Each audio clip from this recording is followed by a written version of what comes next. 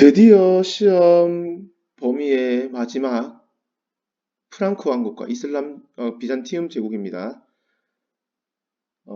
여러분들 고생 많으셨고요. 저도 고생 많았습니다. 기쁘네요. 그런데 왜 이렇게 힘이 떨어진 것 같느냐라고 하면은 지금 한 시간이 9시를 다가가고 있는데 배가 고파서 당이 좀 떨어지기 시작했습니다. 그래서 그런 거니까 그냥 어르신 배고프구나 생각해 주시고 들으시면 감사할 것 같아요. 자, 프랑크랑 비잔티움 쪽을 들어가기 앞서 우리가 조금 복습 아닌 복습을 하고 가자면은 이제 로마 쪽에서 로마는 공화정과 제정 시기가 있었고요. 그 다음에 제정 시기를 맞이한 거는 이제 옥타비아누스가 아우구스투스 칭호를 받으면서 이제 시작이 됐다라고 실질적으로 말을 하고 있습니다. 그리고 나서 이제 군인 황제 시대 디콘테 테오도시우스가 되면은 로마를 두 개로 나누고 각각 자기 아들들에게 물려주는 그런 모습이 나타났죠. 그런데 물려주고 나서 지구의 온도가 살짝 떨어지거든요. 전 지구가. 그래서 지구의 온도가 떨어지다 보니까 위에 살고 있는 유목민족이 춥잖아요. 춥고 배고프고 하니까 밑으로 내려와요. 우리 위진남북조 시기했을 때도 위에서 내려왔잖아요. 그런 것처럼 얘네들도 내려옵니다. 그래서 그러니까 그거 위진남북조 시대도 보면은 유목민족이 내려와서 기존에 있던 애들이랑 섞이고 반란을 일으키고 이런 식으로 됐잖아요. 이 로마 쪽도 비슷해요. 위쪽에 살고 있던 훈족 애들이 내려오는 거예요. 그러니까 훈족과 로마 사이에 살고 있던 게르만 친구들이 훈족한테 밀리면서 밑으로 또 내려가게 되고 게르만족은 그 밑에 살고 있는 로마하고 섞여서 살게 되는 거죠. 그런데 이제 서로마 쪽에서 그 게르만 애들이 용병으로 살고 있었는데, 근데 그 용병 대장 중에 한 명인 이제 오도 아키르라는 아저씨가 반란을 일으키게 되고 서로마 황제를 죽여버리거든요. 그러면서 이제 실질적으로 서로마는 멸망했다라고 해요.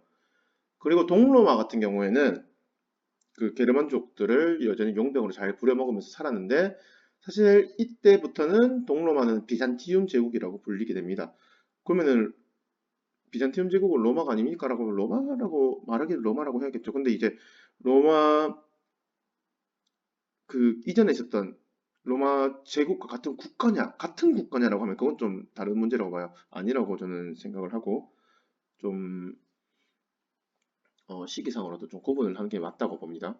아니 뭐 그게 이게 같은 나라라고 해버리면은 좀 애매해진다고 봅니다. 그렇게 따지면은 뭐 우리나라도 계속해서 뒤를 이었다고 하는데 뭐 고려에서 조선에서 뭐 이런 식으로 뭐 그거 다 같은 나라라고 보지는 않잖아요. 우리가 그 시기에는 구분하잖아요. 그런 것처럼 구분을 좀 해주셨으면 좋겠어요. 자, 그 다음에 그러고 나서 서쪽하고 그러니까 서로마가 있었던 땅과 동로마가 있었던 땅의 운명이 조금 달라지는데 서로마가 있었던 땅은 로마 제국이 망하고 나서 게르만 국가들이 진짜 여러 나라를 세우거든요. 뭐 고트, 뭐 동고트, 서고트, 뭐 반달왕국, 뭐 기타 등등 뭐 온갖 세워요. 그런데 그 중에서 그나마 제일 오래가고 의미 있게 있었던 게 프랑크 왕국이었어요. 프랑크 왕국은 왜 왕조라고 썼을까? 왕국? 음. 프랑크 왕국은 이게 어떻게 해서 살아남을 수가 있었냐라고 하면은 얘네는 크리스트교를 받아들였거든요. 그러니까 그 크리스트교도 정통 크리스트교를 받아들였어요. 그러니까 이제 기존에 살고 있던 로마 애들이 아니 뭐 로마가 망했다고 해서 로마가 뿅 하고 사라지는 건 아니잖아요. 그러니까 로마 사람들이 뿅 하고 갑자기 다 죽어버리고 바뀌는 게 아니잖아요. 게임이 아니니까. 그러니까 기존에 살고 있던 사람들은 있었던 거죠. 그 크리스트교의 영향을 받은.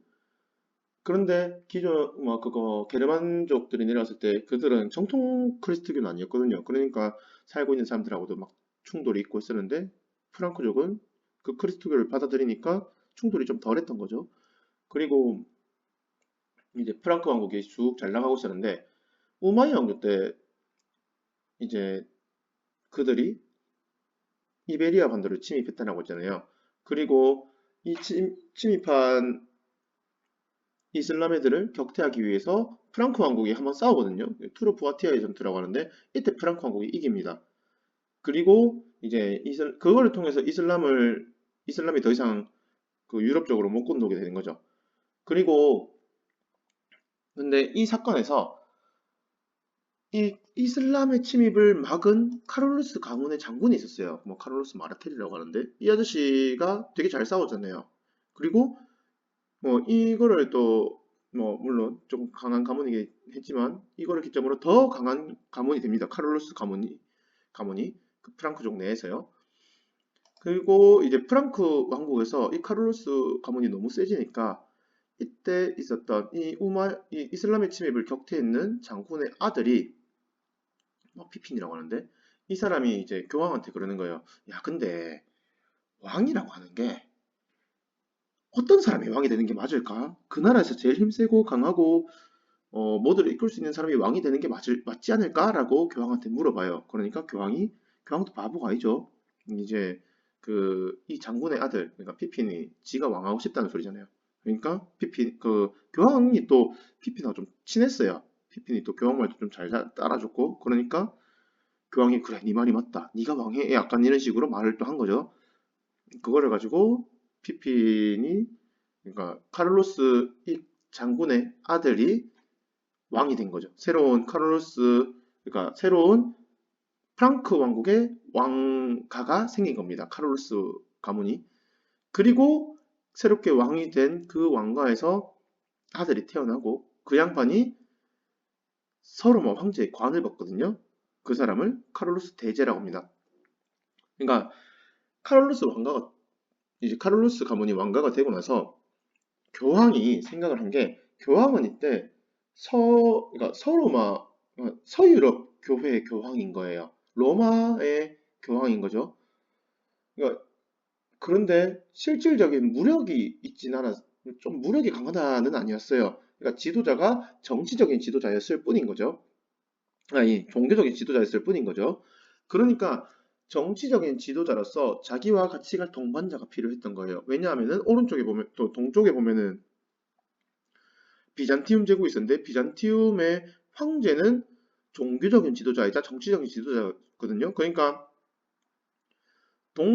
비잔티움 제국은 이쪽도 크리스트교인데 이쪽의 크리스트교의 지도자는 힘도 있으니까 로마 그의 종교적 지도자인 로마 교황은 나도 누가 힘 좀 센 친구랑 같이 놀면서 비잔티움 황제랑 좀 맞다이 뜰 수 있을 정도가 되면 좋겠다는 생각을 한 거예요.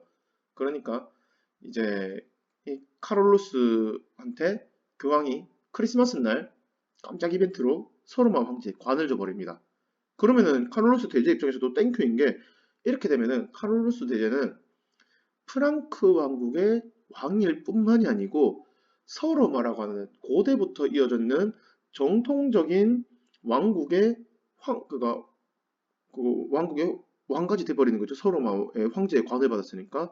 그러니까 이 사람의 정통성은 어마어마해지는 겁니다. 이 사람을 아무도 건들지 못하게 되는 거죠. 그래서 뭐 그거 카를로스도 땡큐 하면서 받아들여서 카를로스 대제로 불리는 거고요. 그리고 이제 카를로스 아저씨는 그러면은 로마의 황제이자 프랑크족의 왕이 된 거고요. 그 다음에 교황에게 직접 관을 받았으니까 크리스트교의 문화까지도 모든 거를 융화를 시도를 하고요. 그리고 사실 이때 그 서로마의 황제의 관을 왜 그렇게까지 원합니까? 라고 할 수가 있는데 고대 그러니까 어마어마하게 잘 나가는 이 로마의 뒤를 잇는다는 것 자체가 진짜 대단한 겁니다. 그러니까 프랑크족은 그러니까 프랑크족을 포함한 게르만족은 자기들도 알고 있어요. 자기들도 알고 있는 게 그건 야만족이에요.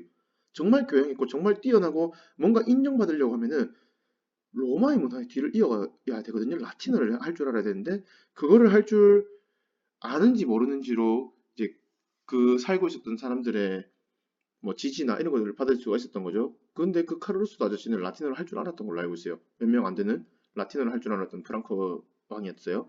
그러니까 그런 프랑크의 문화, 로마의 문화, 크리스트교 문화의 융화를 시도했던 거죠. 그리고 이제 그렇게 하면서 궁전과 수도원의 학교도 세우고요. 이렇게 막 그리고 또 뭐 그 교황 괴롭히는 형님들 대신 때려주기도 하고 하면서 엄청나게 영향력을 기릅니다. 하지만 이제 카롤루스 대제가 죽고 나서 뭐 카롤루스 아들들한테 이 프랑크 왕국이 세 개로 분열이 돼요. 이 당시에 프랑크 왕국이 이탈리아, 프랑스, 독일을 합친 땅이라고 생각하면 되거든요. 근데 이게 이제 우리가 알고 있는 이탈리아, 프랑스, 로마로 분열되게 됩니다. 그리고 이제 비잔티움 제국으로 내용이 좀 넘어가면 비잔티움 제국은 게르만 침입을 당했음에도 불구하고 계속 이어져요. 그리고 이제 유스티니아누스 황제 때 전성기를 맞이하는데 이때 서로마의 영토였던 곳들을 대부분 회복을 합니다. 근데 이 비잔티움 제국의 특징이라고 하면은 황제 중심의 중앙 집권 체제라고 하는데, 즉 황제가 종교적인 지도자야 정치적인 지도자예요. 그러니까 크리스트교, 그러니까 비잔티움 제국의 크리스트교의 대빵이자 황제이기도 한 거죠. 그러니까 얘가 힘이 서로마 쪽에 있었던 로마 교황의 보다는 훨씬 강했습니다. 이거를 이게 이제 보여줬던 대표적인 사례가 성상숭배 금지령이라는 사건이 있었어요. 이게 뭐냐면 성상이라는 게 뭐 마리아부터 시작해서 뭐 그리스도교의 성인들이 있습니다. 좀 뭐 그리고 또 시비사도라고 하는 사람들도 있는데, 그러니까 그리스도교에서 좀 굵직굵직한 위인들이라고 생각하면 돼요. 이 사람들의 뭐 얼굴을 그린 뭐 뭐라 해야 될까요? 우리 여러분들 가방에 달고 다니는 그런 뭐 키캡 하나 약간 그런 식으로 들고 다니는 그런 것들이 있었어요.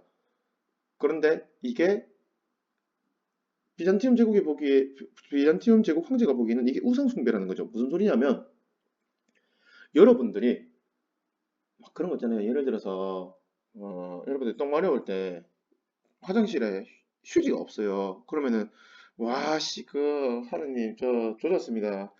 뭐 하느님 뭐 오늘 이거 어떻게 휴지 갑자기 나오면은 제가 하느님 믿을게요 하거나 아 부처님 믿을게요 공자님 믿을게요 뭐 이런 생각 한 번쯤은 하잖아요. 그런데 이게 또 이렇게 해서 우연찮게 휴지가 또 만들어졌어요. 여기 생겼어요. 그러면은 와 진짜 신은 있나 보다 하면서 오늘부터 여러분들이 신을 믿게 됐다고 생각합시다. 근데 신이 어떻게 생겼는지 모르잖아요. 어디에 어떻게 기도해야 되는지도 모르겠잖아요. 그래서 아 나한테 똥 마려울 때 휴지를 갖고 와주는 신이니까 그 휴지 신님 감사합니다 하면서 휴지를 보고 여러분들이 기도를 드린다고 생각합시다. 그러면은 여러분들이 휴지에 대고 기도를 할 때, 그러면 여러분들은 휴지에다가 기도를 하는 거예요. 신한테 기도하는 거예요. 이 애매해지죠? 이게 이제 우상숭배라는 거죠. 그러니까 이 휴지라는 것 자체가 우상숭배인 거죠. 내가 기도하고 싶은 거는 신이잖아요. 뭐 휴지 신이든 뭐든 간에. 그런데 그거 인척을 하는 대상에게 기도를 했으니까 이건 잘못된 신이다, 우상이다라고 하는 거예요. 기독교도 똑같아요. 뭐 사도 위인들의 얼굴을 박아놓고 아니면은 뭐 저거 뭐 예수님 뭐 예수 조각상에다가 내가 기도를 하면은 이거는 혹은 사도한테 기도하는 거냐 아니면은 사도인 척을 하는 예수인 척을 하는 조각상한테 기도하는 거냐 이걸 가지고 싸운 거죠. 비잔티움 제국 황제는 아 이거 잘못된 거다라고 하면서 성상숭배하지 마라라고 한 거고, 이제 서로마 기독교 쪽에서 대빵인 로마의 교황은 안 된다, 우리 있어야 된다. 왜? 프랑크 애들한테 우리의 기독교를 전파시켜야 되는데 그러면은 이거 필수야 라고 하면서 우리는 꼭 있어야 된다라고 한 거죠. 그래서 이거를 계기로 기독교가 분열이 된 겁니다. 크리스트교가 분열이 돼요. 기독교, 크리스트교 자꾸 왔다 갔다 해서 여러분들 헷갈릴 수 있는데 같은 말이에요. 크리스트교나 기독교나. 그래서 그 기독교가 서쪽에는 이제 로마 교황을 중심으로 있는 이 기독교를 로마 카톨릭이라고 하고, 그 다음에 비잔티움 제국의 황제를 중심으로 했는 이거를 그리스 정교라고 합니다. 콘스탄티노플을 중심으로 했는 기독교를 그리스 정교라고 하고요. 그러다 보니까 이제 그리스 정교는 이름부터가 그리스 정교잖아요. 그러니까 공용어나 문화도 그리스 문화를 중심으로 하겠죠. 그래서 그리스 정교를 바탕으로 로마, 헬레니즘 문화를 융합한 게 이제 비잔티움 양식이라고 합니다. 이게 비잔티움 양식이라고 해요. 대표적인 게 뭐 이제 성소피아 성당의 모습이 나타나고요. 이거는 유스티니아누스 황제 때 만들어진 겁니다. 사실 이 비잔티움 제국 때 여러분들이 배웠던 거 뭐 좀 특이한 거, 이거 성상숭배 금지령 빼고 뭔가 했다 싶으면은 아 이거 대충 유스티니아누스 때구나 생각하시면 돼요. 그러면은 그 다음에 이제 얘네는 법도 되게 발달하는데 기존에 있었던 로마법이 있었잖아요. 뭐 12표법, 만민법 이런 것도 있었는데 그 로마의 뒤를 이은 비잔티움 제국도 유스티니아누스가 이제 보기에는 자기들이 뒤를 이었으니 로마법을 갖고 이제 통치를 해야 되는데 너무 막 이게 막 분할돼 있으니까 자기가 네 권으로 정리를 합니다. 그게 유스티니아누스 법전이고요. 수도는 이제 로마의 뒤를 이었고 자기들이 이제 뭐 그러다 보니까 콘스탄티노폴리스로 계속하게 됩니다. 이 콘스탄티노폴리스는 뭐 그 당시에 최대 규모고 어마어마하게 돈이 많이 모이는 곳이어서 그 당시에 있었던 성소피아 성당이 뭐 벽면에 죄다 금이고 보석으로 다 박혀 있었다고 해요. 그래서 나중에 저거 뭐 쌈박질 하고 뭐 문제 생기고 뭐 그럴 때마다 뭐 돈으로 비잔팀 제국은 보통 돈으로 해결했거든요. 근데 돈 없으면은 성소피아 성당에 있는 거 좀 떼서 팔고 뭐 그렇게 했다고도 합니다. 뭐 여기까지고 사실 뭐 내용이 엄청 깊지는 않은데 그냥 쭈절쭈절이 말이 좀 많았어요. 여러분들 뭐 근데 사실 이쪽에 적혀 있는 게 답니다. 너무 어렵게 생각하지 말고 여러분들 이해하라고 좀 쭈절쭈절 떠들었으니까 들으시고 도움이 좀 되셨으면 좋겠어요. 이상입니다.